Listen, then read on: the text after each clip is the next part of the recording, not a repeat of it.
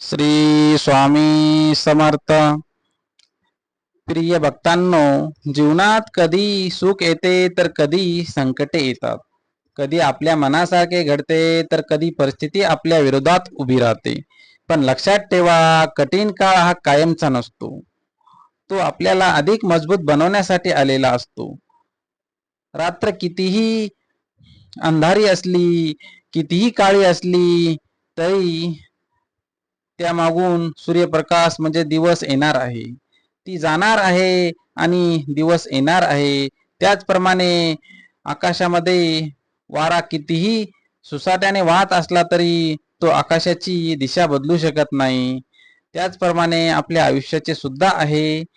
आपण आपल्या जीवनामध्ये कितीही अडचणी, कितीही अडथळे आणि कितीही समस्या आल्या तरी आपण ठामपणे त्याच्याशी निर्धारपणे लढले पाहिजे, उभे राहिले पाहिजे आणि त्या परिस्थितीमध्ये आपण आपल्याला सावरले पाहिजे.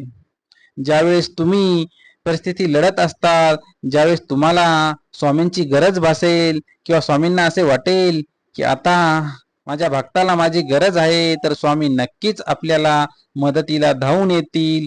नक्कीच स्वामी आपल्याला एक हात देतील आणि आपल्याला त्या संकटामधनं बाहेर काढतील. स्वामी नेहमी सांगतात, मी तुझ्या सोबत आहे, तू घाबरू नकोस, मी तुझ्या सोबत आहे, मी कुठेही गेलेलो नाही, मी सर्वत्र आहे, मी चराचरामध्ये व्याप्त आहे, मी वारा आहे, मी पाऊस आहे, कैलासावरही मीच आहे आणि गरुडावरही मीच आहे, मी सर्वत्र आहे, मी चराचरामध्ये आहे. याप्रमाणे स्वामी आपल्या मदतीसाठी कुठल्या रूपात धावून येतील हे आपल्याला सुद्धा कळणार नाही. त्यामुळे आपला विश्वास फक्त आणि फक्त स्वामी शक्तीशी असला पाहिजे. परमेश्वरी शक्तीपाशी आपला विश्वास असला पाहिजे. परमेश्वरावरती आपला विश्वास असला पाहिजे. स्वामी नेहमी सांगत असतात, माझ्या भक्ता, तू माझा भक्त आहेस तर घाबरतोस कशाला? तुझे कर्म जर नीट आहे, तुझे जर कर्म सत्याच्या मार्गावरती आहे, तू जर सत्यवादी आहेस आणि सत्याने तू वागत असशील आणि आपले कर्म करत असशील तर तू घाबरू नकोस. तुझ्या प्रत्येक संकटांना परतवून लावण्याची ताकद मी ठेवतो. स्वामी नेहमी आपल्या भक्तांवरती येणारे संकटे दूर करण्यासाठी नेहमी प्रयत्नशील असतात. पण तू तुझ्या जीवनामध्ये कित्येक समस्या येत आहेत. तुझ्या जीवनामध्ये तू निराश आहेस, तू आतून पूर्णपणे पोकळ झालेला आहेस. तुझ्या जीवनामध्ये ज्या अडचणी आहेत, ज्या समस्या आहेत, तू समजत आहेस की ह्या समस्या फक्त आणि फक्त माझ्याशी आहेत. इतरांकडे जे आहे ते तुला हवं आहे, पण तुला ते मिळत नाही. तू कितीही प्रेमाने आणि कष्टाने प्रयत्न करत आहेस, पण तुझ्या जीवनामध्ये समस्या येत आहेत. तू घाबरू नको, कारण की तुझ्या जीवनामध्ये जितक्या समस्या येत आहेत ती फक्त आणि फक्त तुझी परीक्षा घेण्यासाठीच आहेत. कारण की प्रत्येक गोष्टीचा प्रत्येक गोष्टीची एक निश्चित वेळ असते. वेळेआधी कुणालाच काहीच मिळत नसते. त्यामुळे प्रत्येक गोष्टीची एक परमेश्वरी शक्तीने एक निश्चित वेळ ठरवलेली आहे. त्या वेळेआधी कुणालाच काही मिळत नाही. त्याचप्रमाणे तुझ्या जीवनामध्ये येणाऱ्या प्रत्येक समस्या ह्या आज न उद्या निघून जाणार आहेत. तू फक्त आणि फक्तपणे त्याच्याशी सामोरे जा. स्वामी तुला जर गरज भासली तर नक्कीच स्वामी शक्ती तुझ्या मदतीला धावून येईल. इतरांनी तुला हिणावलं, इतरांनी तुला डिवचलं किंवा इतरांनी तुला वाईट घालून पाळून बोललं तर तुझ्या मनाला तू लागत आहे. त्यामुळे तुझं मन आतून फार पोकरलेलं आहे, त्याला भोंगा लागलेला आहे. त्या पद्धतीने तुझं आता तू वरून वरून तू चांगला दिसत आहेस, पण आतून पूर्णपणे तू तुटलेला आहे.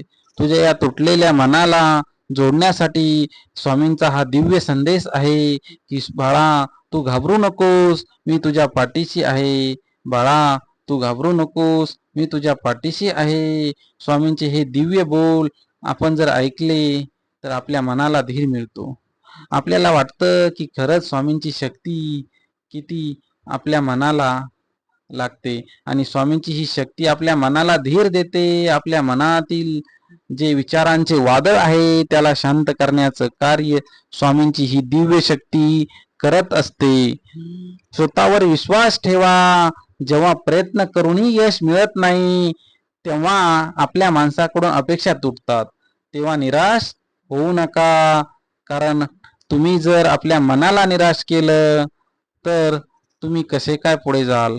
कारण की आपल्या मनाला नेहमी प्रसन्न ठेवा आणि जिद्दी ठेवा. जर तुम्ही जिद्दीने लढला तर तुमच्या जीवनामध्ये येणाऱ्या प्रत्येक समस्येला तुम्ही सामोरे जाऊ शकाल. स्वतःवर विश्वास ठेवा, ईश्वरी शक्तीवरती श्रद्धा ठेवा आणि आपल्या कर्मावर निष्ठा ठेवा. तुम्हाला माहिती आहे की तुम्ही काय कर्म करत आहात. तुमचे कर्म सत्याच्या बाजूने आहे तर तू घाबरतो कशाला. कारण की स्वामींची दिव्य शक्ती नक्कीच तुझे रक्षण करणार आहे. जीवनात प्रत्येक गोष्ट लगेच मिळत नाही. काही गोष्टीसाठी वेळ लागतो आणि आपल्या कर्मावर निष्ठा ठेवा.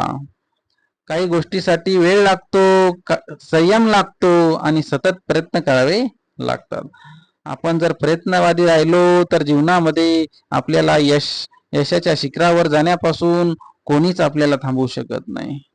दुसऱ्यांच्या यशाकडे पाहून दुःखी होऊ नका. प्रत्येकाची वेळ वेगळी असते, प्रत्येकाचा प्रवास वेगळा असतो, प्रत्येकाचे शरीर ज्याप्रमाणे वेगवेगळे असते छोटे मोठे, त्याच पद्धतीने प्रत्येकाचे जे जीवनामधील कर्म असतात ते वेगवेगळे असतात. प्रत्येकाचे जीवन सुद्धा पाप पुण्यानुसार वेगवेगळे बनलेले असते. रागापेक्षा शांतता मोठी आहे, अहंकारापेक्षा नम्रता मोठी आहे आणि शब्दांपेक्षा कर्म मोठे असते. घरात प्रेम ठेवा, वडीलधाऱ्यांचा सन्मान करा, गरजूंना मदत करा आणि मनात कोणाबद्दलही द्वेष भावना ठेवू नका. जर तुम्हाला कोणी घालून पालून बोलत असेल तर तुम्ही सुद्धा त्यांना घालून पाडून बोललं पाहिजे असं नाही.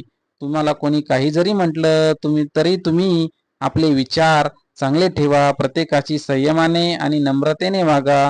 कोणी आपल्याशी वाईट बोललं म्हणजे आपण त्याच्याशी वाईट बोलावं असं नसतं.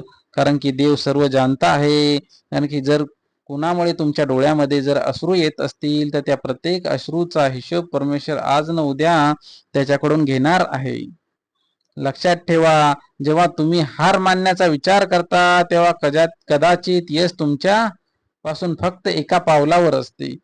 श्रद्धा ठेवा, संयम ठेवा, प्रयत्न सुरू ठेवा. कारण योग्य वेळ आल्यावर परिस्थिती बदलते, मार्ग सापडतो आणि जीवन पुन्हा सुंदर वाटू लागते. भिवू नकोस, मी तुझ्या पाठीशी आहे. भिवू नकोस, मी तुझ्या पाठीशी आहे. भिवू नकोस, मी तुझ्या पाठीशी सदैव आहे. श्री स्वामी समर्थ. स्वामी समर्थांच्या सुंदर विचाराने जो विचार होते ते आज आपण ऐकले. तसेच स्वामी समर्थ माझी आई या यूट्यूब चॅनलवरती स्वामी समर्थांचे असेच नवनवीन संदेश ऐकण्यासाठी स्वामी समर्थ माझी आई या यूट्यूब चॅनलला एकदा लाईक आणि सबस्क्राईब करून घ्या. त्यामुळं आमचे नवनवीन व्हिडिओ तुमच्यापर्यंत पोहोचत राहतील. श्री स्वामी समर्थ. अवधूत चिंतन. श्री गुरुदेव दत्त. श्री स्वामी समर्थ महाराज की जय. जय जय श्री गुरुदेव दत्त.